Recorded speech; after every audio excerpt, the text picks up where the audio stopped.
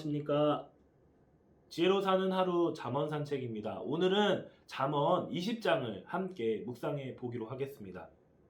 먼저 잠언 19장의 퀴즈 정답을 확인해 보겠습니다.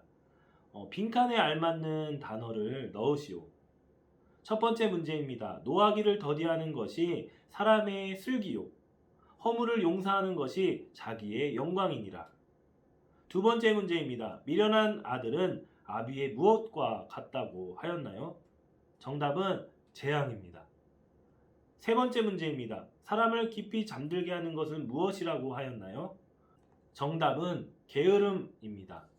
오늘은 잠언 20장을 묵상해 보기로 하겠습니다. 1절에서 4절은 어리석은 자의 도발적 악행에 대한 경고들을 나타내고 있는 것입니다.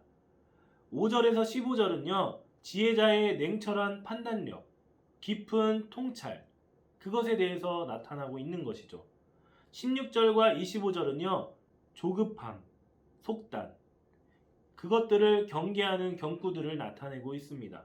26절과 30절은요, 악에 대한 준엄한 치리와 악과의 단절, 그런 것들을 권면하고 있는 것이죠. 이것이 잠언 20장의 내용인 것입니다.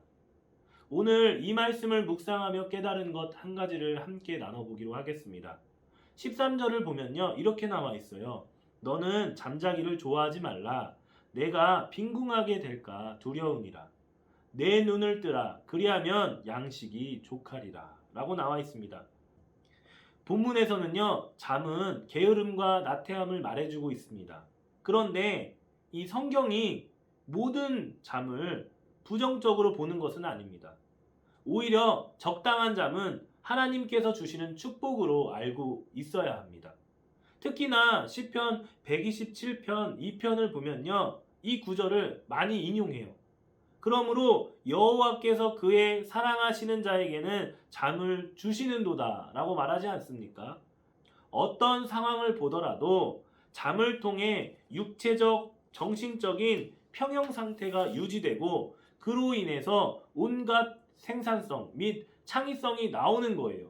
그럼에도 불구하고 잠을 자는 것에 대해서 부정하다라고 오늘 말씀은 그렇게 나타내고 있는 것이죠. 왜 이런 부정적인 면으로 접근했을까요? 오늘 본문은요, 이 주객전도의 삶의 모습을 책망하고 있는 것입니다.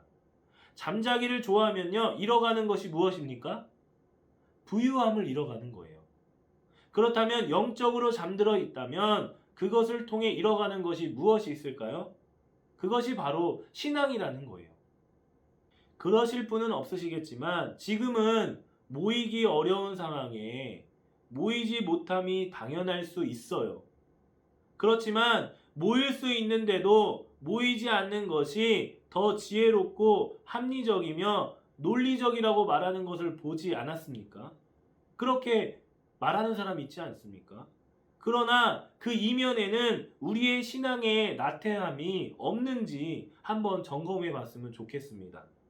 식당은 되는데 애들 학원 보내는 것은 돼요. 학교 보내는 것은 돼요. 교회는 안 된다고 말하는 우리의 논리적이고 합리적인 생각, 그것이 바로 세상이 주는 시각일 수 있다는 거예요. 무리해서 교회 보내라는 것이 아닙니다. 아이들의 신앙이 세상의 그 어느 것보다 중요하다고 생각한다면 우선순위를 교회와 신앙생활을 앞에 두는 것이 우리의 입장이라고 생각합니다. 그렇게 신앙을 지켜주는 것이 우리의 역할 아니겠습니까? 어떤 것으로 타협하고 있는지, 우리의 신앙의 모습이 잠들어 있나를 점검해 보시기를 바랍니다. 성경 말씀 중에 보면요, 에서는요, 장자의 명분을 중요하게 생각하지 않습니다. 오히려 지금의 상황을 이겨나가기 위해서 더 중요하다고 생각하는 것이 있어요. 그것이 무엇입니까?